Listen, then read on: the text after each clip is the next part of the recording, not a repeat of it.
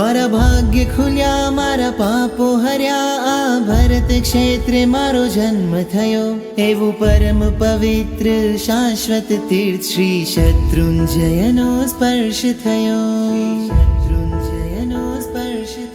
જેના કણ કણમાં હર રજ કણમાં અનંતા જીવો તર્યા રે. જ્યાં વારે વારે આદિ પ્રભુએ પાવન પગલા કર્યા રે. પાવન પગલા કર્યા રે. જે તીરથ પર સિદ્ધિ છે, જે શાશ્વત સુખ નિધિ છે, એવા તીરથને કરું હું વંદના.